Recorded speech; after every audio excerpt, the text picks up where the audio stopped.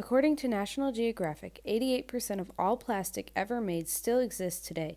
That includes the measly 9% of plastic ever to have been recycled. But plastic is vital to many people's lives, such as those using pacemakers or prosthetics, making plastic alternatives expensive and often impractical. But what if the solution to our world's plastic mountains was a microscopic bacteria? Crazy, right? Well, maybe not. Ideonella Sakaiensis is a bacteria that eats plastic for breakfast, lunch, and dinner.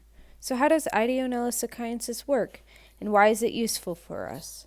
Ideonella Sakaiensis breaks down one type of plastic known as PET, or polyethylene terephthalate.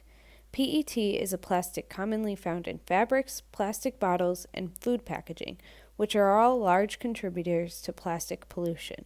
Polyethylene terephthalate is a polymer made up of ethylene glycol and terephthalic acid, which are bonded by polymerization. Ideonella Sakaiensis is able to undo this process through the use of two enzymes. Polymers, known as substrates, enter the enzyme's active sites to eventually form separate monomers. The first enzyme is PETase, which breaks down PET into MHET, its monomer form, using hydrolysis, a process that uses water to break the bonds of a polymer to form monomers. MHETase breaks down the MHET, also using hydrolysis, to form ethylene glycol and terephthalic acid, the same separate monomers necessary to create PET in the first place.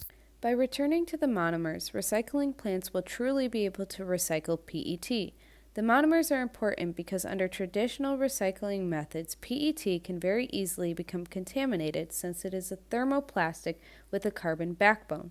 PET also requires temperatures above 500 degrees Fahrenheit to melt it down, so Ideonella Sakaiensis would save recycling plants lots of energy and resources.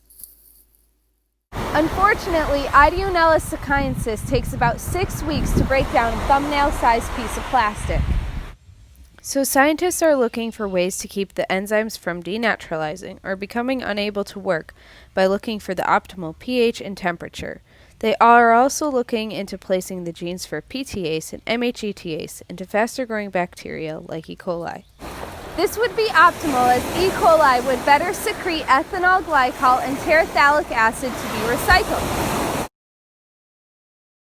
When scientists figure out how to efficiently use Ideonella Sakaiensis, we can cut down on 38 million plastic bottles that end up in America's landfills each year, leaving the world healthier and more beautiful for the generations to come.